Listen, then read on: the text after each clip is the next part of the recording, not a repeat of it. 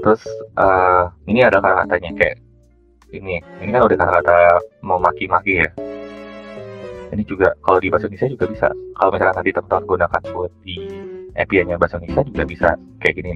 Juga bisa digunakan untuk membaca apakah dia itu moderationnya violationnya true or false. Jadi dia ini true. Kenapa? Karena dia memang memaki-maki si audien si presenternya kan. Gitu. Jadi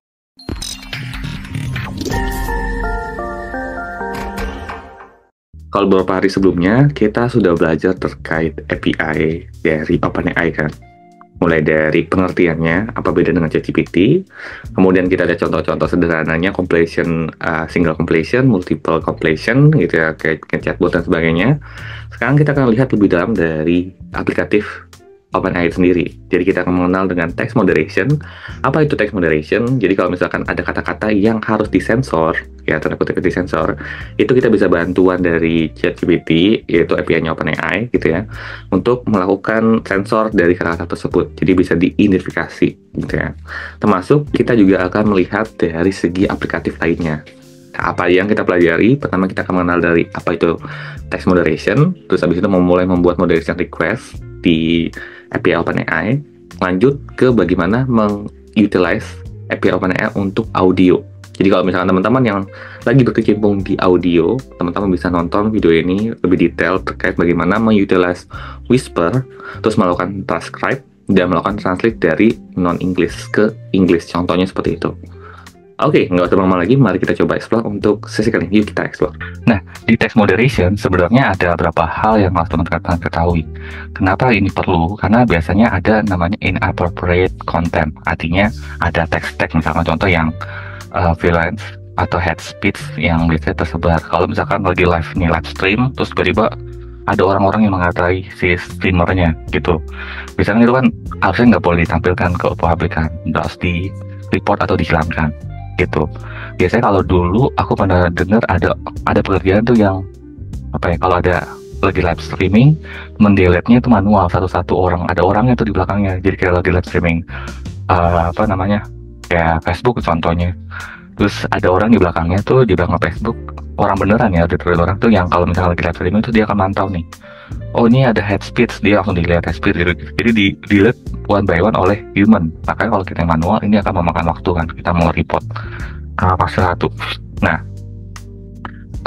terus bisa jadi kalau misalnya manual ya, kita kan cuma lihat kata kuncinya aja kan. Kayak misalkan kalau ada kata kuncinya, contoh ya, ini aku yang bagus aja, ada kata kunci pintar. Nah kalau kita kata kunci pintar itu apa, hate speech misalkan, contoh gitu. Nah, kita belum tentu, bisa aja misalkan pintar bermain gitu. Ada orang bilang, oh kamu pintar berbohong, kan itu kan hate speech kan. Tapi ada juga pintar bermain. Terus karena kita indicate, oh kalau ada awal kata pintar langsung di hate speech kita take down, itunya di report. Nah, kayak gitu, karena bisa jadi patternnya itu berbeda dan itu konteksnya itu nggak sesuai apa yang kita harapkan gitu. Jadi dengan adanya API OpenAI ini, hopefully membantu teman-teman memilah-milah ketika lagi live streaming atau apapun itu. Nanti kita bisa teman-teman buat aplikasi itu bisa ngesortir, oh ini aja detail-detail yang boleh ditampilkan. Kalau yang chat yang masuk dan dia inappropriate content itu langsung di take down gitu. Nah, kalau misalkan di OpenAI itu ada beberapa modeling yang bisa teman-teman gunakan. Misalnya ada Omni Moderation, Omni Moderation Letters, dan seterusnya. Ini bisa teman-teman gunakan tergantung TPM-nya sama RPM-nya. Ini beda-beda ya dari TPM RPM-nya. Teman-teman bisa memilih sesuai keperluan teman-teman. Nah, kita udah tahu nih tujuannya adalah kita mau menghilangkan hate speech atau violence dalam sebuah teks.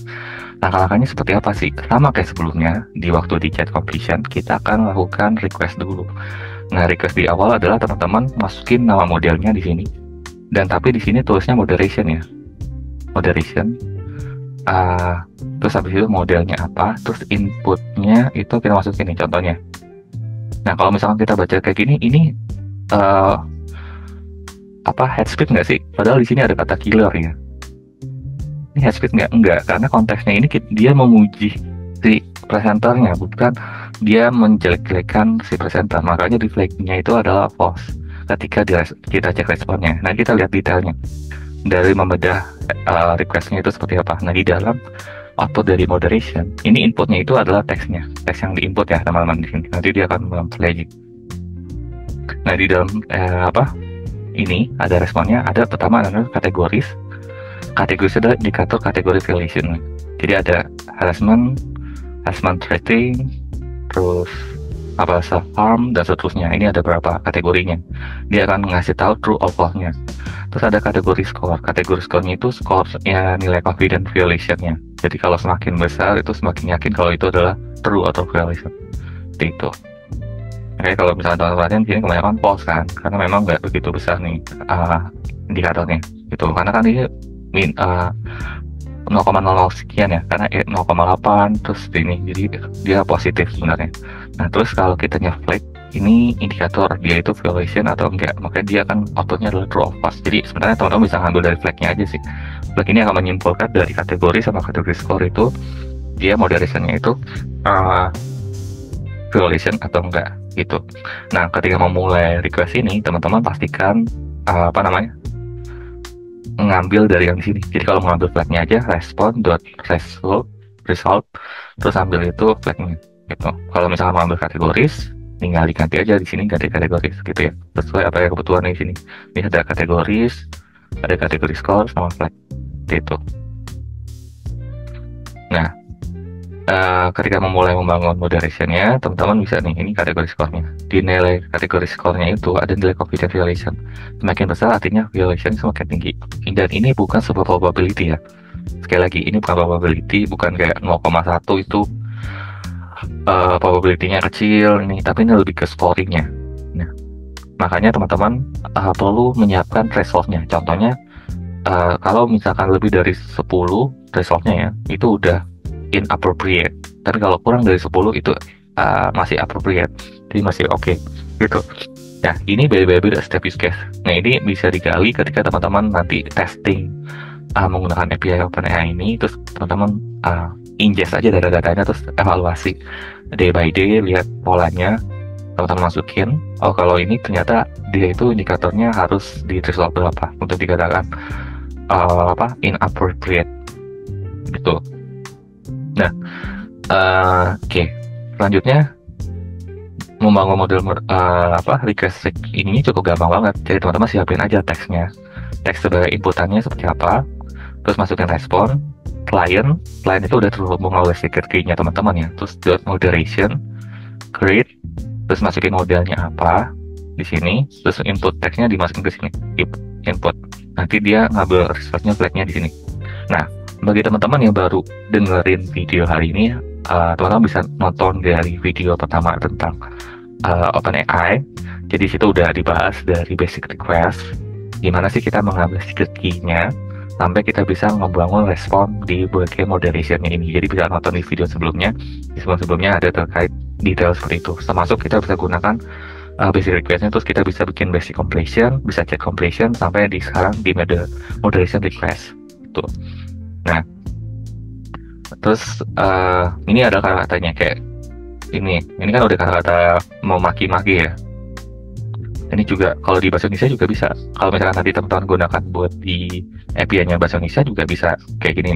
Ini juga bisa digunakan untuk ngebaca apakah dia itu moderation-nya violation-nya true or false. Jadi dia ini true. Kenapa? Karena dia memang memaki-maki si audiens si presenternya kan. Gitu. Jadi kita bisa tahu dengan tracing detailnya seperti itu. Nah, ketika teman-teman belajar gini, harapannya teman-teman tahu nih ternyata API OpenAI itu nggak cuma sekedar bikin chatbot, atau nggak cuma sekedar kita memberikan instruksi terus dia kasih balasan, tapi juga bisa teman-teman manfaatkan nantinya ketika teman-teman mau moderation sebuah aplikasinya teman-teman. Nanti kalau di live streaming, dia kata-kata yang harassment dan sebagainya itu di-delete, karena kan audiens yang nonton tuh nggak cuma usianya yang 18 tahun ke atas ya, tapi ada 18 tahun ke bawah ya. Ketika ada kata-kata itu men-trigger mereka kan. Makanya itu perlu nih dengan adanya ini membantu teman-teman ketika nantinya teman-teman ada aplikasi yang digunakan untuk memoderate head speech atau violation dalam live streaming itu sendiri. Gitu. Dalam API OpenAI itu ada namanya capability speech to text. Yang mana secara capability dia itu bisa melakukan transcript the audio. Jadi dia akan mengubah audionya, soundnya yang kita miliki diubah ke dalam bahasa yang dia gunakan, atau translate ke bahasa Inggris juga kita bisa gunakan. Dan dalam speech to text ini dia support untuk MP3, MP4, MPG, MPGA, dan seterusnya dengan 25 MB limit untuk setiap sekali proses. Nah, ini berguna ketika teman-teman untuk melakukan meeting transcript. Mungkin teman-teman akan bikin kayak minute of meetings atau minute of meeting dari itu apa agendanya, terus kita translate ke dalam tulisan. Itu bisa teman-teman tulis di situ, dibantu. Terus bisa video caption, kalau misalkan teman-teman bikin konten video, let's say mau ada caption di bawahnya agar ada tulisannya English atau Indonesia, nah itu bisa diatur di situ. Oke. Nah, kita akan coba lihat secara satu-satu dari transkrip the audio sama translate ke bahasa Inggris itu seperti apa. Tuh, kita mulai dari transkrip the audio ya. Ini teman-teman akan mendengar kayak meetingnya. Jadi kita dengar dulu meetingnya itu seperti apa sih detailnya. Oke, kita coba ya. Kita mulai meeting kayak gini.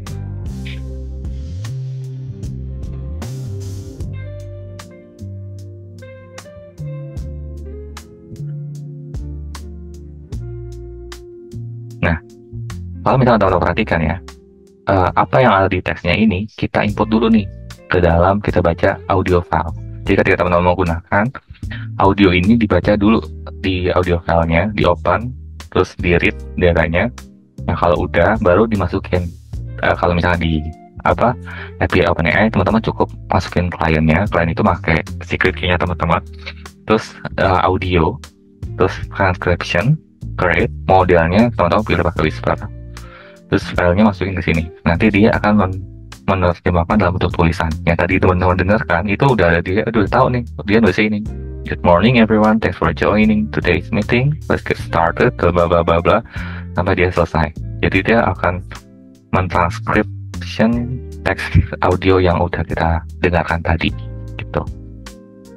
Nah, ketika kita membuat request, sebenarnya nanti teman-teman juga bisa lihat resultnya tuh. Ini kan bentuknya kayak gini ya, transcription text, dan kita mengambil teksnya aja. Caranya gimana? Dari responnya ini kita filter. Ya, filter langsung respond.text. Jadi nanti dia akan menampilkan informasi teksnya aja. Nah, ini bisa teman-teman simpan as detailnya. Nanti teman-teman misalkan mau lihat buatkan resum dari teks ini misalkan. Jadi ini akan membantu teman-teman dari data audio. Terus teman-teman masukkan ke dalam si API OpenAI untuk bikin prompt. Terus dengan promptnya itu sesuai apa yang mau teman-teman gali. Kayak misalkan buatkan resumnya seperti apa. Ini kan bisa ngebantu kan, karena kan si GPT ini kan fokusnya bisa bantu di natural language-nya. Ya, gimana kita dapat natural language, ya kita ubah dulu nih, nge-transcribe dari audionya itu ke dalam bentuk tulisan gitu.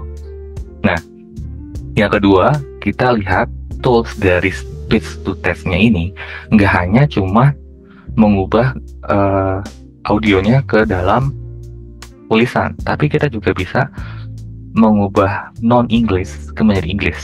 Jadi kayak bahasa Afrika, Arabic, Armenia, Belarus, Bulgarian, Chinese, Korea, Malay, Indonesia, dan berbagai bahasa lainnya kita ubah ke dalam teks meeting atau teks English-nya seperti apa. Coba kita dengarkan dulu audio ini. Audionya seperti apa ya.